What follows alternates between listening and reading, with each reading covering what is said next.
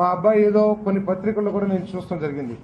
నితిన్ కృష్ణ అక్కడికి వచ్చి అక్కడ బలవంతంగా దాంట్లోకి వెళ్ళాడని చెప్పేసి ఈరోజు తెలుగుదేశం పార్టీ వాళ్ళు ఇప్పటికీ కొన్ని వందల సార్లు మాట్లాడారు నా కొడుకు గురించి, కొన్ని వందల సార్లు. ఏదో సంఘటన వస్తుందో అది నిజం కాదు, రియల్గా మా అబ్బాయి చేసినట్టే నేను క్షమించమని కాదు. అది నువ్వు తెచ్చిన కాగితం అది కాదా, నువ్వు కబ్జాలో లేవైతివి. 3 ఏళ్ల నుంచి జనమంతా ఉంటున్నది. అంటే how much dare and fears.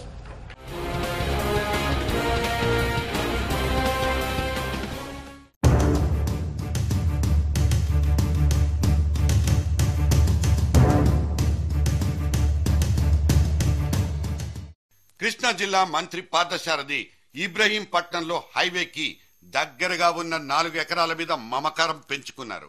వెంటనే కొడుకు పేరుతో రిజిస్ట్రేషన్ ముగించేశారు. కానీ ఈ భూమి నాది ముర్రో అంటూ ఇంకొక ఆయన కాకిల దగ్గరకు వచ్చి కేసు పెట్టడంతో మంత్రి గారి పేరు పేపర్లకెక్కేసింది. వివాదంలో ఉన్న భూముల్ని కొనుగోలు చేయడం, మంత్రిగా తనకున్న ఇమేజ్ ని అడ్డు పెట్టుకుని ఈగ వాలకుండా చూసుకోవడం మనందరికీ తెలిసి దీన్నే తెలుగులో కబ్జా అంటారు.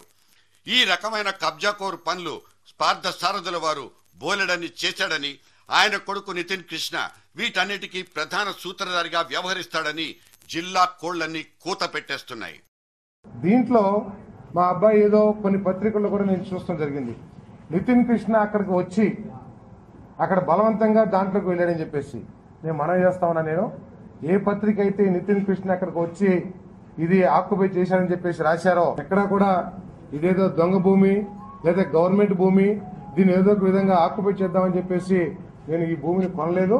1 కోర్టు రిజిస్ట్రేషన్ చేసిన డాక్యుమెంట్ ఆధారం, 2 హైకోర్టు ఏదైతే పిటిషనర్స్ వెళ్లి హైకోర్టులో అప్పీల్ చేశారో ఆ జడ్జిమెంట్ ఆధారంగా నేను కొనడం జరిగిందని చెప్పేసి మనం చేస్తాను.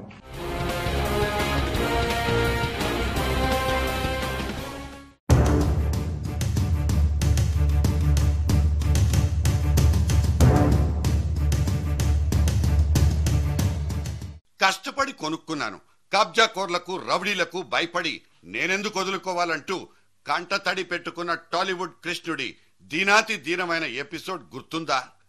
భాగ్యనగరం శివార్లలోని మణికొండలో తాను ముచ్చటపడి కొనుక్కున్న ప్లాట్ మీద సాక్షాత్తు హోంమంత్రి కొడుకే కన్నేశాడని ఈ కృష్ణుడు ధైర్యం చేసి మీడియా ముందుకొచ్చేశాడు. ఆ తర్వాత మానవ హక్కుల కమిషన్ దగ్గర పిటిషన్ పెట్టుకున్నాడు. వాళ్ళేంటంటే రోజు నేను నా వర్క్ జరుగుతుంటే సైట్ల మీద మా వర్కర్స్ మీద దాడి చేయడం, రోజు అంటే నేను షూటింగ్లో బిజీగా ఉండటం వల్ల మా వర్క్ చేసి వాళ్ళ మీద దాడి చేయటం, అక్కడ ఉన్న వాళ్ళు వాచ్మెన్ల మీద వీళ్ళ మీద దాడి చేయటం, రకరకాలుగా అలా ఇబ్బంది పెట్టడం జరిగింది. ప్రత్యక్షంగా నేను మాట్లాడడం జరిగింది. అది కేసు కూడా పెట్టానండి పోలీస్ స్టేషన్లో. నన్ను 15 లక్షలు డిమాండ్ చేయడం జరిగింది. నేను ఇవ్వనని చెప్పాను. నేను కష్టపడి కొన్నాను, నేను ఎందుకు ఇస్తాను, నేను డబ్బులు ఇవ్వనని చెప్పాను. Karthik Reddy son of home minister కబ్జా కోరల్లో చిక్కుకుంది ఈ కృష్ణుడు ఒక్కడే కాదు, వందలాది మంది కుచేలుళ్ళు కూడా ఉన్నట్లు ఆ మధ్య రంగారెడ్డి జిల్లాలో పుంకాలుగా వార్తలు వచ్చేశాయి. కొడుకును కంట్రోల్లో పెట్టుకోండంటూ మేడం సబితకు క్యాంప్ ఆఫీస్ నుంచి హెచ్చరికలు సైతం జారీ అయినట్లు తెలుస్తోంది. తోటి మంత్రుల నుంచి సెటైర్లు పడిన హోమ్ మినిస్ట్రీ ఉలిక్కి పడిన దాఖలాలు మాత్రం లేనే లేవు. కార్తిక రెడ్డి అని ఓము గుండా, కార్తిక రెడ్డి అని ఓము గుండా, ఓము యొక్క ఆధ్వర్యంలో పోలీసు వాళ్ళ యొక్క కొల్యూజన్తో నేను నిన్న డీసీపీ, ఏసీపీ, సిఐ తరపున మాట్లాడినాను, రమ్మన్నాను. వాళ్ళ సమక్షంలో పోలీసు వాళ్ళనే కొట్టడం మొదలుపెట్టింది. వాళ్ళ ఇన్యాక్షన్, వైట్ కలర్డ్ గుండాస్. కానీ ఏం మీకు నా కొడుకొక్కడే దొరికాడా, మిగతా మంత్రుల కొడుకులందరూ చేతులు కట్టు కూర్చున్నారా అంటూ వెనకేసుకొచ్చినప్పుడు సబితమ్మలో సగటు తల్లి మాత్రమే కనిపించారు. తన పేరునే పెట్టుబడిగా పెట్టి దురాక్రమణకు పాల్పడుతున్న కొడుకును వారించడంలో ఆమె ఫెయిల్ అయిపోయారా? ఇదే కాదు, ఎలాంటి ఆరోపణ వచ్చినా ఈరోజు తెలుగుదేశం పార్టీ వాళ్ళు ఇప్పటికీ కొన్ని వందల సార్లు మాట్లాడారు నా కొడుకు గురించి, కొన్ని వందల సార్లు. నేను చెప్తున్నాను, మీ దగ్గర సాక్ష్యాలు ఏమైనా ఉంటే, ఎక్కడైనా పలానా దగ్గర సెటిల్మెంట్లో పాల్పడ్డారో, పలానా దగ్గర భూమిలో దగ్గర ఉన్నాడో మీరు చూపించండి, మేము దాన్ని ఇచ్చేయడానికి సిద్ధంగా ఉన్నాం. కానీ ఎలాంటిది లేకుండా గాలి కబుర్లతో, గాలి వార్తలతో మాట్లాడడం భావ్యం కాదని చంద్రబాబు నాయుడు గారు విజ్ఞప్తి చేస్తున్నారు. హోంమంత్రి అంత ఎత్తుకు ఎదిగినందుకు ఈ మాత్రం చెలాయిస్తే తప్పేంటన్నదే చేవెళ్ల చెల్లెమ్మ తెగింపు కావచ్చా?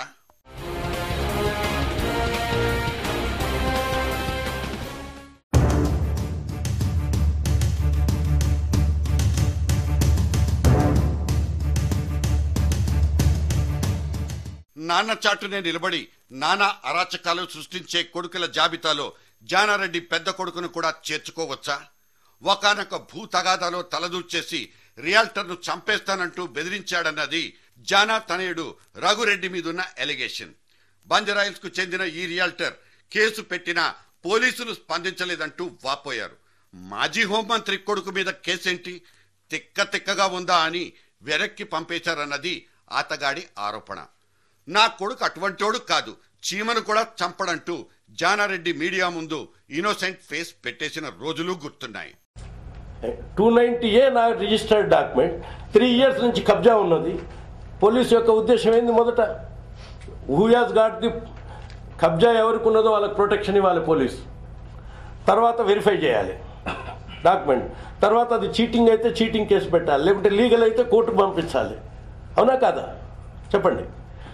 సో అది నువ్వు తెచ్చిన కాగితం అది కాదా, నువ్వు కబ్జాలో లేవైతివి. 3 ఏళ్ల నుంచి జనమంతా ఉంటున్నది. అది ఎవరు ఉంటున్నారు అనేది మీరు వెరిఫై చేసుకోవాలి. వచ్చినోడైనా ఎవరు ఉంటున్నారు, మరి నేను ఇప్పుడు ఆక్యుపై చేయాలంటే how much dare and fears. అటువంటి వాళ్ళని మీరు సపోర్ట్ చేస్తారా?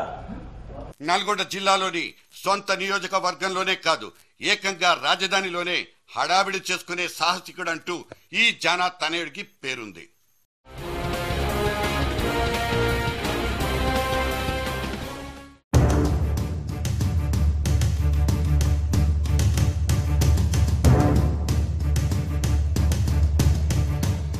మత్స్యకారుల ప్రతినిధిగా అసెంబ్లీ దాకా ఎన్నికై ఆనక మంత్రి పదవిని కూడా అలంకరించిన బస్వరాజు సారయ్య సైతం కొడుక్కి రాజ్యాధికారం అప్పజెప్పేశారు. శ్రీమాన్ అనే సారయ్య గారి కొడుకు నాన్నగారి సెక్యూరిటీ గార్డ్ గా తరించిపోయారు. నాన్నగారు పాల్గొంటున్న రివ్యూ మీటింగ్ కు అడ్డం పడ్డానికి వచ్చిన టీఆర్ఎస్ క్యాడర్ మీద ఇతగాడి కంతెత్తున కోపం వచ్చేసింది. కాకపోతే ఆ గులాబీ దండను ఏవీ చేసుకోలేని దైన్య స్థితిలో వాళ్లను చూసి చూడనట్లు వదిలేశాడంటూ లోకల్ ఎస్ఐ మీద రంకెలేసి పారేశారు.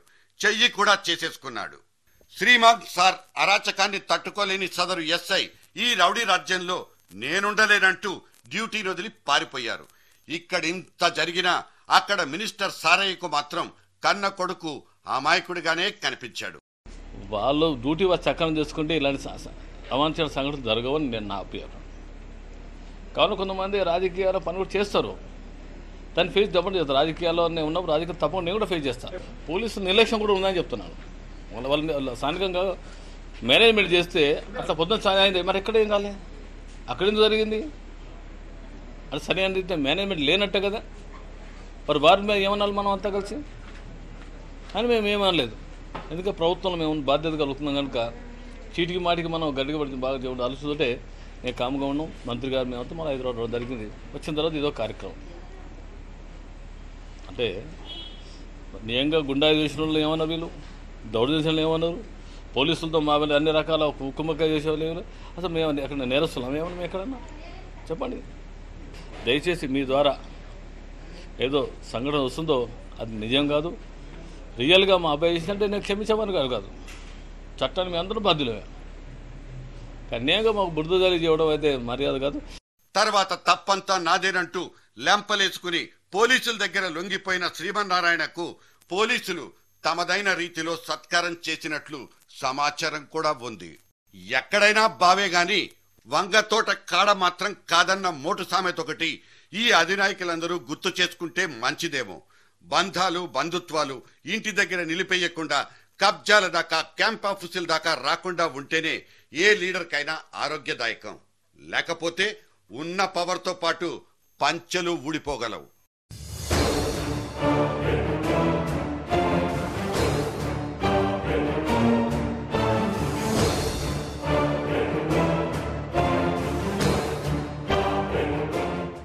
చక్కెర గుళికల చుట్టూ చీమలు చేరడం కామన్.